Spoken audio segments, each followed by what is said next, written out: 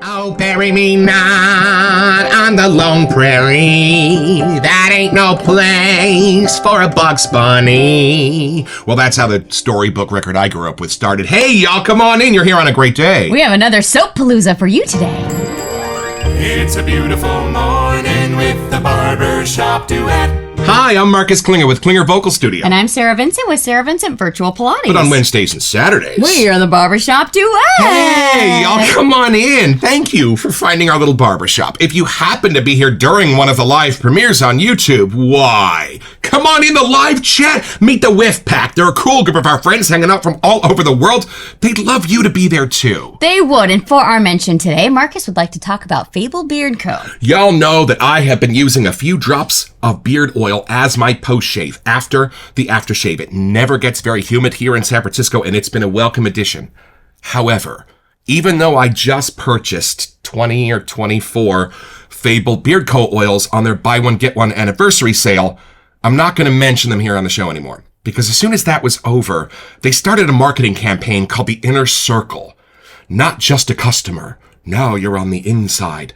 And I realized that if you just wanted the beard oil, you had to buy hundreds of dollars of their other products just to have access to the exclusives and limited edition scents that were coming in the beard oils. And I wrote to him and I told him that in the wet shaving world, we never run into something like that. I mean, we have subscriptions and we have discounts on sets, but I would never have to buy beard wash or beard butter or beard oil or anything else I didn't use just to get exclusive access to the things that I do. So I told him I will look forward to and enjoy using the products that I bought, but that we won't be back, and I don't know if you should be either. This is a world where we just want to feel included, and after all, it's just grooming. It's just bubbles. It's just beard oil. They're not Ferraris. So anyway, this has been my TED Talk. So let's think about something awesome. What is our soap today? We have one from Soapalooza, El Hombre. Let's meet it.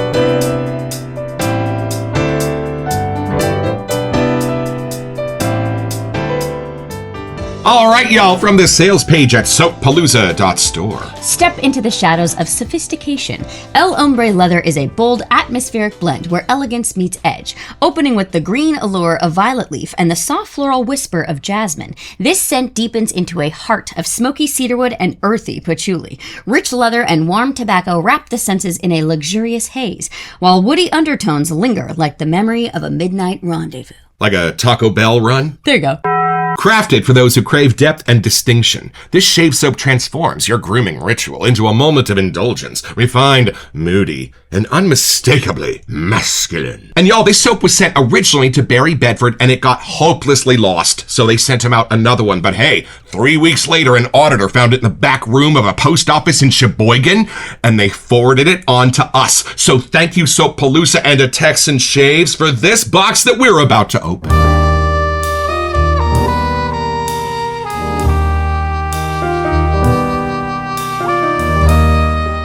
All right, y'all, this is that box, and this is the original set, hold on a second, of El Hombre Leather. Now, some of you may have this, right, and we're going to take another look at this at the end of the episode, but just before we shot this, Soapalooza reached out and said, hold on, there has been a bit of a name change and a bit of a formulation change. Can I shoot you out a new box? Well, of course you can, my friends. This is the new one. Let's see how this comes directly from them. I like the black box. Oh my goodness, David! Oh, hello! There has been a glow up in the packaging because we have stickers. Oh, we love stickers, y'all. Our shaving cabinet is laden in them. Ooh, no business love card, it. Business fancy card with a QR code. Look at this. Look at this. Am I proposing or opening a shaving soap? Voila! Holy crap. I didn't even open your ring to this kind of beauty in its packaging. Here's the new name. El Hombre. Oh, I love the new. Yeah, definitely more masculine going on. Say, yeah. And then a splash in its own little baggie, so it won't leak. Love that. Here we go. Let's see. Now, this does hint a bit at the name Ombre Leather from Tom Ford, but I am told it's a totally different scent from a totally different jumping off point. So we're excited to have our first impression of this one.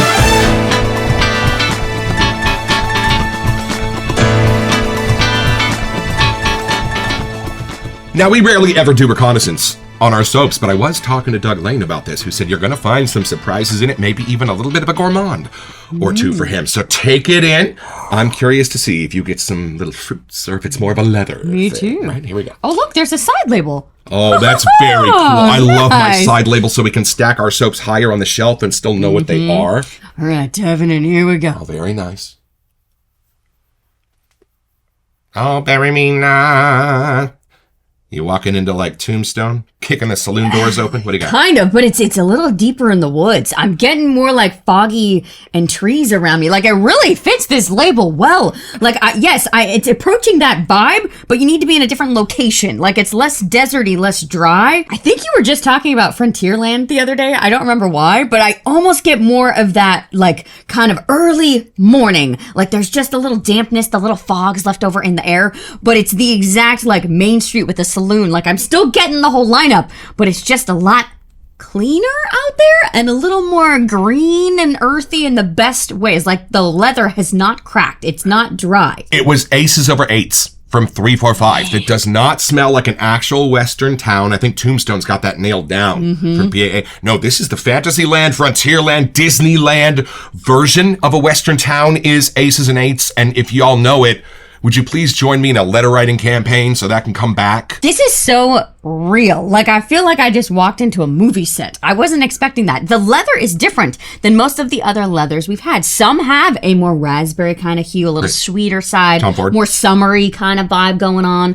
Other ones have more that dry desert, like deeper, creamier kind of thing going on. Right. This has much more of a vibrancy turned up in the deeper, darker sides, not dankier, but somehow making the best, more rounded edges of that coming out. Ooh. What's the video game? Is it Red Dead Redemption? Like, It I almost sure feel like is. it's something like that. Like, I could be smelling this. If you play that video game, you should have this nearby. I liked Red Dead Redemption even better than Red Dead Redemption 2. I used to just get on my horse and go for a ride. You should be wearing this. This would totally fit. It doesn't have like the horse kind of off-grid vibes. It's still much more dapper and clean, but there's something about the action that could be had that works with this scent. Very little horse apple in this. I almost am getting like coffee grounds, like in a can somehow, but like it's just adding to the charm and the texture of the leather somehow in a very different, fun, like upside down way. Show me a cowboy movie where they don't start with a thermos top full of coffee in the morning and it's got grounds in it. But it's like the warmer, most attractive sides of it. Like I really feel like,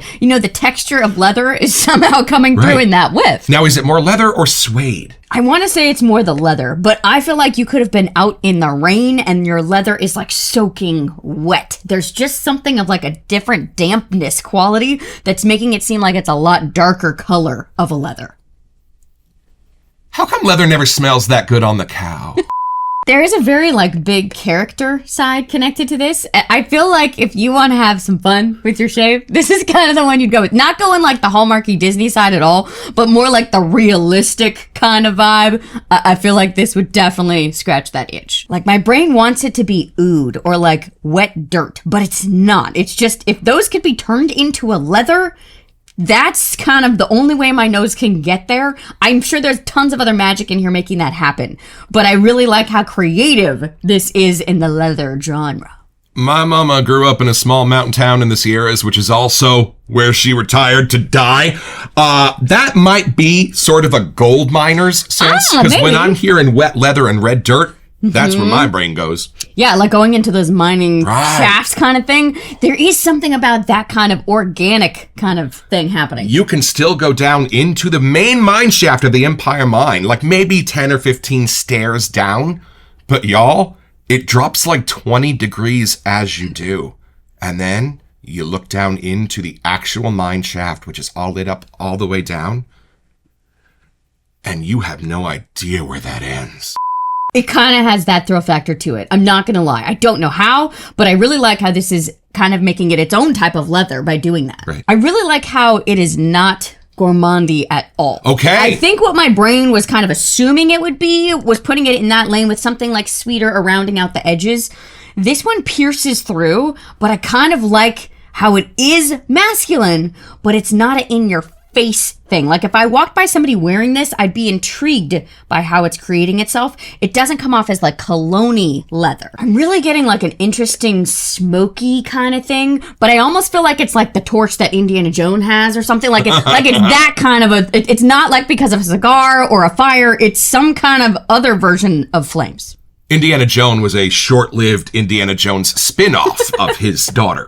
I still think I like how the masculine thing is approaching more of a character or like a place, a location, like a movie set or something for me. It's not so masculine that I wouldn't use it, but it's just kind of one of those more take me to that location sense, if that could come across. Take me to church! All right, you need to help me out with this leather. I'm so curious to see what you think. Taking it in, here we go.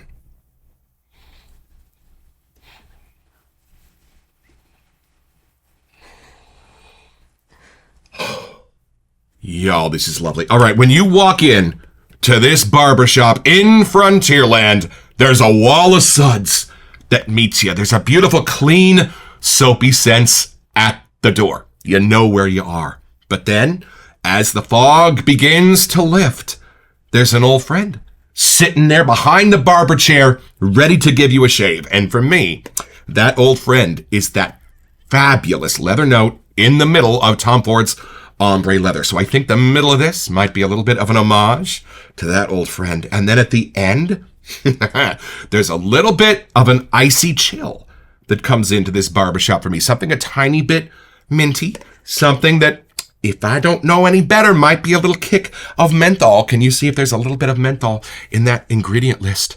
But it just has a way of slapping you on the face and sending you back out the door clean and better than you came in. We got menthol. No menthol. I'm out of my mind.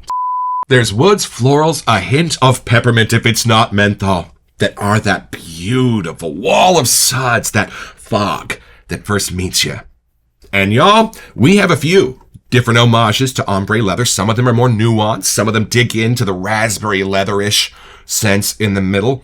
This speaks to one of those more nuanced versions where you get 80% leather, 20% of that fabulous Tom Ford raspberry note inside that leather, and it becomes sort of, as you mentioned when I asked you, a lovely combination of a suede and a hard barber chair leather and a strop leather, somewhere in between. You know, a strop has like the hard leather on top, you turn it over, and it's a softer, suede leather. It's both sides of the strop. And then the stuff on the bottom is keeping that homage in a very natural lane. When I do smell the original from Tom Ford, it is a lot more of sort of a man-made barbershop EDP-ness. This grounds it in something real and then gives it that beautiful cloud cover over the top. I don't even know if you got Tom Ford in this, right?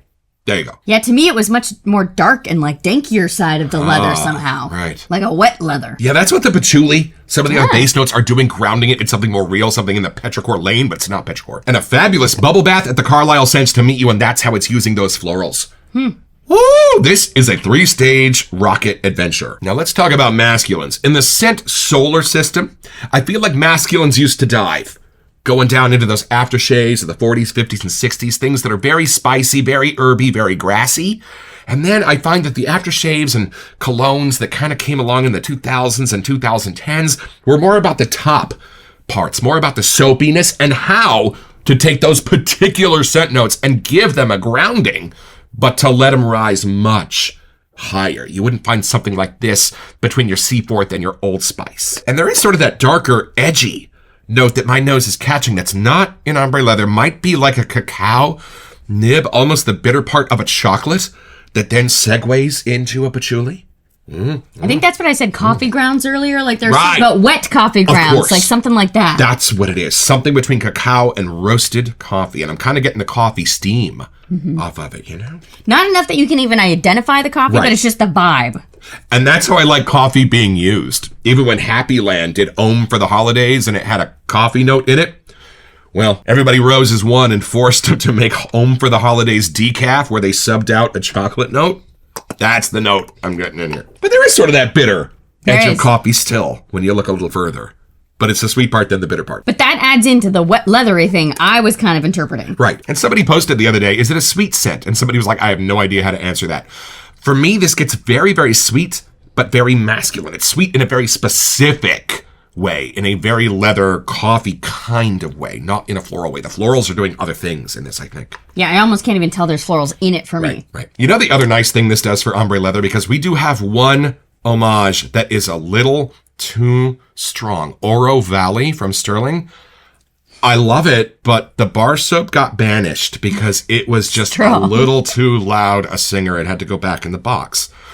This is almost giving ombre leather everything it needs to be more of a transparent Marcus Clean scent, where people around you may not even think that you're wearing anything, but just have a sense that you've been put together for the day with clean stuff in your hair and expensive stuff to clean your clothes. That kind of thing. All right, y'all, well, come along with us. We're going out on the lone prairie. We're going to build you a lather and take another look at these scent notes. All right, y'all, from this sales page at soappalooza.store, I didn't even know there was another list of scent notes down at the bottom of the description page. Y'all strap in, grab a pad and a pencil and a green visor. We start with top notes of kaffir lime, lemon, and apple. So that must be the cleaner bring inside. It's all a fruit salad on top. I don't even get that much citrus. I get more apple than anything else, but it's almost like an apple pie apple. And I get more of like the crispy side of all of these somehow, like a little more brisk. Middle notes of orange flower. A little bit of neroli in here, but it's hiding because I don't sense anything neroli Portofino-ish going on in here. All ylang by itself. Usually ylang has a partner. Ylang Ylang, great vaudeville act of the 1920s. The unsung hero of many floral EDPs, jasmine and anise. Mm-hmm. That's almost like a gourmandy drink. Those four scent notes. Beautiful. I really do get the jasmine next to the anise because that's almost creating that deeper side of the leather for me. We haven't even read leather yet. Oh, yeah. But somehow it kind of creates that part. We're not even halfway done. Vetiver, that's what's taking us outside. I think some of the rest of these scent notes are how this diverges a little bit from the original ombre leather. Vetiver, oak moss, patchouli, vanilla musk, iris, and cinnamon. Okay, hold on. Let's take these one at a time. Oak moss. How do you get it in here? My arch enemy, unless used exactly right. It oddly is creating that outdoor, almost foggy kind of portion too. Like it goes into like I just came from the woods, maybe, if that makes sense. The vetiver is helping, but it's a little more of the wet vetiver for me. And y'all, I will bathe myself in Old Spice. If oak moss is done right, it's definitely welcome at my party, but generally, it tends to poke its head up in weird ways in other things, and sometimes it just makes my nose go. Now, danky San Francisco State patchouli or kind of more of a clean white patchouli? What are you getting? It's cleaner, but it's still rugged for me.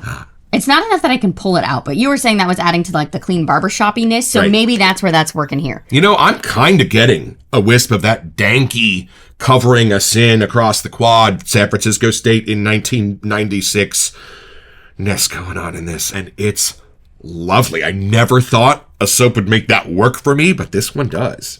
All right, and then we have the vanilla, musk, iris, and cinnamon. Interesting. Funny that this floral is down here slumming it with these other base notes and not at the top where it usually would be in a barbershop. This is interesting. Cinnamon. One of my favorite notes in all soaps, but I think, again, it's being used in kind of an under-the-surface way here, so you don't really sense a cinnamon. Again, I think that's like the prettier side of the leather for me. I wouldn't have known it was cinnamon. My brain put it in the leatherness. And then this is interesting. We are given a look under the hood here. The rest of these are essential oils, starting with Cade, which is a campfire smoke. Kind of that very first wave of flame as it takes over the surface of the wood and you can smell the sap as it starts to pop. That's Cade. Then we have cedarwood, a little cleaner of our friends here. We have cinnamon leaf, not just cinnamon. We've got both guaiac wood and patchouli again in the essential oils. And one thing my beloved noticed is that we are devoid of a particular scent note in here. What's this missing? We are missing leather. Let me just look at the label here because there are a few scent notes listed.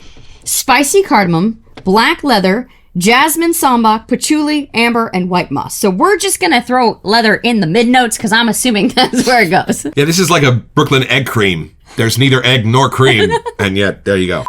And if any of you did happen to grab the original El Hombre leather from Soapalooza before the reformulation, we thought it might be cool to do a little comparison and let you know if and how different they are.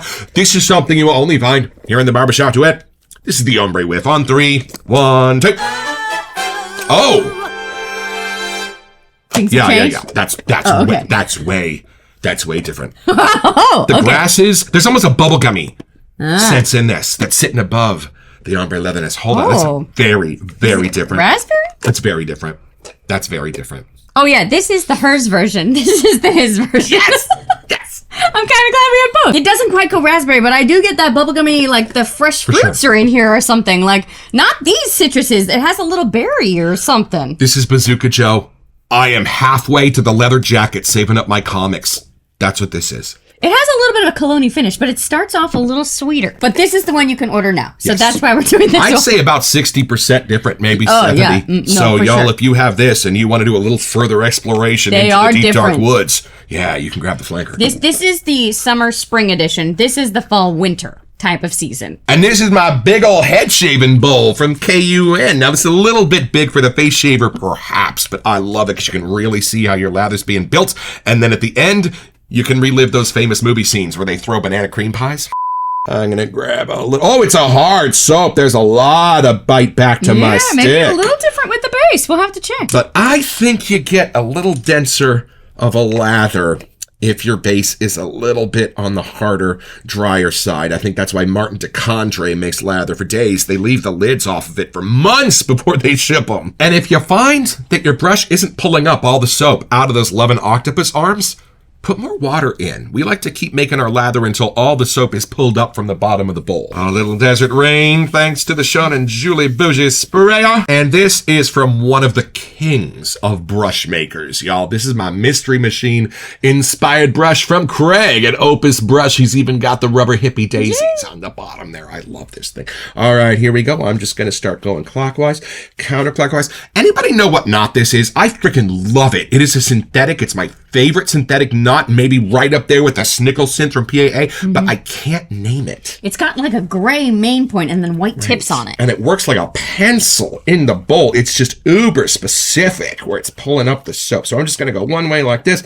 the other way, get as much soap onto those bristles as I can, and then I'm going to rotate the brush, give the bristles a new orientation to grab the soap with, and then I'm going to start slowly introducing the water. And then look at this. The lather does not overflow the bowl. For us, it's about control. We also noticed that the tubs have made a little bit of a change as well. These are a deeper green than the other kind of neon ones, but we do now have a side label too. Are you seeing this? Wow, that was fast. Y'all, Boston cream pie indeed. Now I want more raspberry so I can think of this as a big old home pie. I think our only other raspberry leathery kind of one was one that we got from Razor Emporium that really was pushing the raspberry. American Amber. That one. Yes, amber on one side, but a big old raspberry sundae on the other. Not outside the lane of ombre leather, but that was not an homage to ombre leather. Anybody have the Shave Migos ombre leather? Oh, yeah. From Lothar? Oh, I used it the other night. Talk about unobtainium. But yeah, you gotta space it out. Adore it. This is going, but this is the Wonka mobile. Yeah. This is Wonka Wash. Look at this. The bubbles just keep coming. In springtime, the only ring-a-ding time, birds sing a-ding. A-ding-a-ding, sweet lovers love the spring. Y'all, not to put too fine a point on it. I mean, we never talk about lather in Barbershop Duet, but are you kidding me? Are you kidding me? There's a reason that the commune and the mountains sing a folk song about Soapalooza. And y'all, we love watching our friend Damon Bond over on his new Rabbit Shaves channel. Check it out. We don't do shaving here in the Barbershop Duet. We have a different kind of show. But we do realize that you might want to see how this lather coats and covers a very mediocre face. San Jose Mercury News once reviewed my performance and the producers and said he has a sad sack of a face, but he's the real deal. Nice. Thanks? I'm guessing we're enjoying this lather because you want to put this on your happy sack of a face? Oh, I'm glad you did use this knot. I forgot about this one. You weren't kidding. This freaking knot. I really do like how this is the darkest leather that we have. I think, like, the most adventurous one, too. Would you agree? Yes, but it's too pretty for Indiana Jones. Yeah. It needs to be Indiana Jones. I think you nailed it on that. All right, y'all, come along with us. There might be a few more mysteries to discover as we take this a little deeper.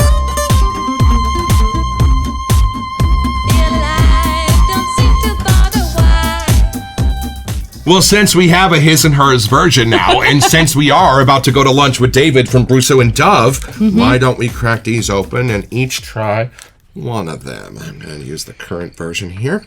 And You're 1, 2, side 3. by side. Chin chin. Oh, yeah. Oh, I love this. I love this. Oh, this is definitely more like a pinky sherbety, like it goes with the label kind of color. There's something happening in the middle. It combines one of my favorite Tom Ford homages with an absolutely clean and sparkly masculine bubble bath at the Carlisle Hotel. If you could make rainbow sherbet with leather and citruses mixed in with florals, somehow that's kind of approaching this one. But I don't really get as much of the leather side. So I'm glad we went kind of official leather for this one. Bette Midler's only regret is recording the disco hit, Oh My Night in Black Leather. The label kind of forced you to do it, but I think that what they're about to see is the Oh My Nights in Black Leather with as we combine both of these formulations. It's funny, if you put this one next to the other one, it makes it seem like there almost isn't any leather in here. Like it almost erases it. That one is much a deeper, darker, fun, adventurous leather. This is a much safer, kind of crowd-pleasing side of things. Oh! It's very different once it Very dries green, down. very herby over here. Ho, ho, ho. Like, I feel like this has a different scent note list or something. Or another cologne that I almost recognize that might be a few drops of that version. But I have to say, we are the bolder kind of friends around here. I do feel like we like the Indiana Jones version over here. It's not Marion, it's Indiana Jones. Let's be clear. This is a milkshake. It makes it creamy. When you put them next to this, it brings out all the prettier, fancier sides over here. Bringing all the boys to our yard. We'll say that. So it's pretty simple. Y'all just be an auditor for the post office in Sheboygan, and you're going to be trying to track down a few lost packages. Well, you're going to see an old closet door over there next to the lunchroom, and seeing as how your name is Fibber McGee, when you pull the door open, you are going to get your own. So head over to soappalooza.store to find this and all kinds of other cool stuff.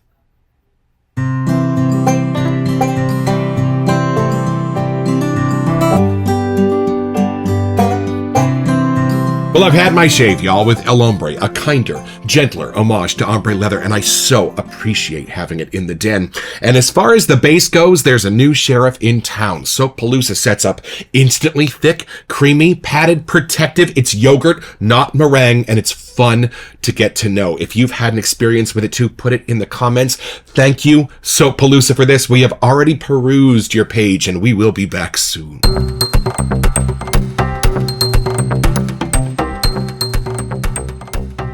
Hey, welcome to Messages. So for our May giveaway, we wanted to give you a chance to get $25 to Phoenix Artisan Accoutrement. Yeah, y'all, and all you have to do to be eligible for this giveaway is send us an email here to WeSentYou at thebarbershopduet.com so we can get back to you. It's the only way we communicate about our giveaways. And then check back here on our first June episode to see if you are our lucky winner. Best of luck. Here's my theory when it comes to EDPs.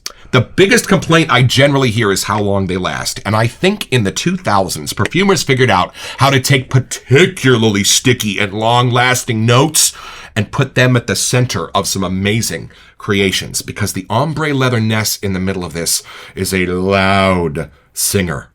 But it's a beautiful one, and everything they've surrounded it with is a new kind of ensemble, giving this exactly the support, softness, and roundness it needs to be incredibly masculine, but equally at home on John Wayne and Indiana Jones. And thank you so much, David, for sending out both of these sets so we can see the journey of how things are going over at Soap Palooza. We are so excited to see what you have coming out next. Don't forget, your next appointment with the Barbershop Duet. You will smell better just watching this.